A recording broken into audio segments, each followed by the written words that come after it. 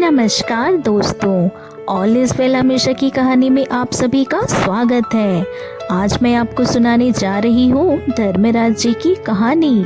तो चलिए शुरू करते हैं। एक समय की बात है, एक छोटे से गांव में एक सेठ जी अपनी पत्नी के साथ रहते थे।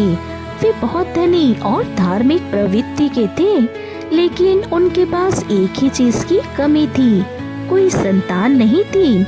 और संतान प्राप्ति की कामना के लिए वे खूब पूजा पाठ करते, दान पुण्य भी करते, लेकिन फिर भी उन्हें संतान की प्राप्ति नहीं हो पा रही थी। भगवान धर्मराज की भी वे खूब पूजा किया करते थे।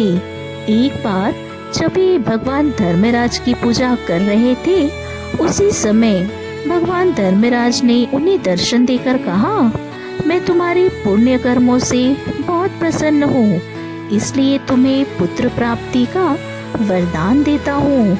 लेकिन तुम्हारा पुत्र 18 वर्ष की आयु तक ही जीवित रहेगा। 18 वर्ष के होते ही उसकी मृत्यु हो जाएगी। सेठ जी ने कहा, यह कैसा वरदान है? मेरे पुत्र की मृत्यु हो जाएगी तो हम किस प्रकार उस दुख को सहन करेंगे? यह कहकर भगवान धर्मराज जी तो अंतर्ध्यान हो गए। सेठ जी पुत्र का वरदान पाकर खुश तो थे, लेकिन मन में दुखी भी थे। दुखी मन से वे अपनी पत्नी के पास गए और उन्हें भगवान धर्मराज के वरदान के बारे में बताया। तब उनकी पत्नी ने कहा, आप चिंता मत कीजिए, कम से कम हमें पुत्र का सुख तो प्राप्त होगा।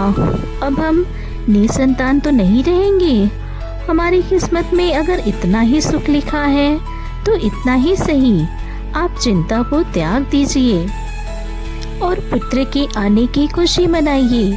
पत्नी की बात सुनकर सेठ जी का मन भी हल्का हो गया और अब दोनों पति पत्नी पुत्र के आने का बेसब्री से इंतजार करने लगी। सेठ की पत्नी गर्भवती हुई और 9 महीने बीतने पर एक सुंदर से लड़के को जन्म दिया।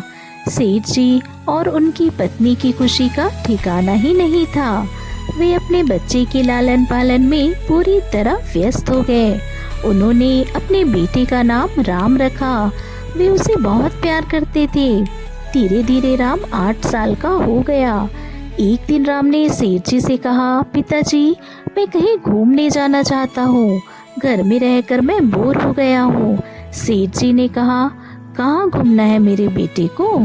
हम कल ही चलेंगे, कहीं भी। बेटे की खुशी के खातिर सेठ और उनकी पत्नी राम को लेकर कुछ दिनों के लिए घूमने चले गए और फिर घर वापस लौट आए। इस तरह समय बीतता गया। सेठ और उनकी पत्नी अपने बेटे की हर फरमाइश पूरी करते रहे। जब राम 10 वर्ष का हुआ, तब उसने अपने जन्मदिन पर सारे दोस्तों को बुलाया। उसकी खुशी का कोई ठिकाना नहीं था, लेकिन सेठ और उनकी पत्नी हर जन्मदिन पर और भी ज्यादा दुखी हो जाते। राम के 10वें जन्मदिन पर भी सेठ जी काफी दुखी थे। वे बेटे से क्या कहते? वे तो अपना दर्द छुपा रहे थे और खुश होने का दिखावा कर रहे थे। इसी तरह समय बीतता गया। अब राम 16 वर्ष का हो गया। तब एक दिन सेठानी ने सेठ जी से कहा, सुनिए जी, हमारा बेटा बड़ा हो गया है, अब हमें उसकी शादी करा देनी चाहिए। सेठ जी ने कहा, यह तुम कैसी बातें कर रही हो? तुम्हें तो पता है हमारे बेटे का भविष्य, और तुम इस तरह की बातें कैसे कर सकती हो?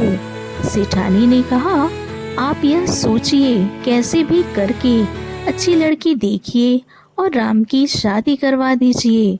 पत्नी के आगे सेठ जी को झुकना पड़ा और ना चाहते हुए भी उन्होंने पूनम नाम की एक लड़की से राम की शादी धूमधाम से करा दी। जब पूनम घर आई, सबके साथ बहुत अच्छे से रहने लगी और वह भी भगवान धर्मराज की पूजा करती थी। बहू के आने से सेठ जी के घर में खुशियाँ दुगनी हो गई। समय बीतता गया और राम 18 वर्ष का होने वाला था। अब सेठ और उनकी पत्नी की चिंता काफी ज्यादा बढ़ गई। एक दिन सेठ जी ने सेठानी से कहा, मैं सोच रहा था बहू को उसके मायके भेज दे। मैं नहीं चाहता कि वह अपने सुहाग को उजड़ते हुए देखे। इसी बीच उनकी बहू पूनम उनके लिए चाय लेकर आई और जब उसने दोनों की आंखों में आंसू देखे तो पूछा, पिताजी आप दोनों किस बात से इतना दुखी हैं? सेठ जी ने पूनम को राम के भविष्य के बारे में सब कुछ बता दिया। पूनम ने अपने सास ससुर को सांत्वना दी और कहा, पिताजी आप परेशान मत होइए, मुझे बस कुछ सामान मंगा दीजिए।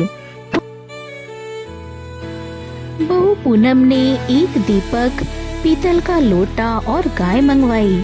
राम अपने 18वें जन्मदिन पर अपने दोस्तों के साथ खूब मस्ती करता है और फिर सो जाता है।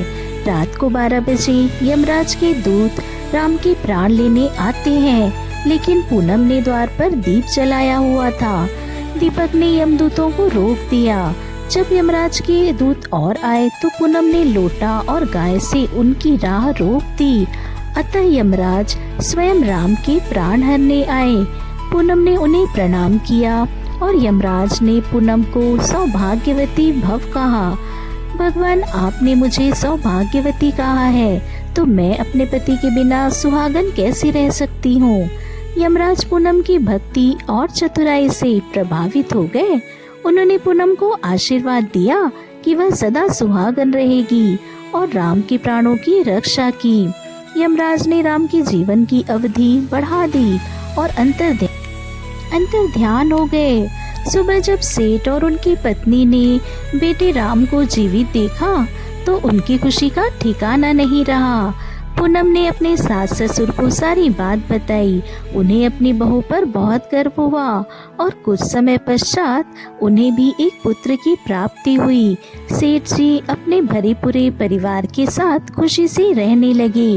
हे धर्मराज जी भगवान, जैसे आपने पूनम पे अपनी कृपा बनाई रखी वैसे ही हम सब पर भी अपनी कृपा बनाए रखिएगा। जय हो भगवान धर्मराज जी की।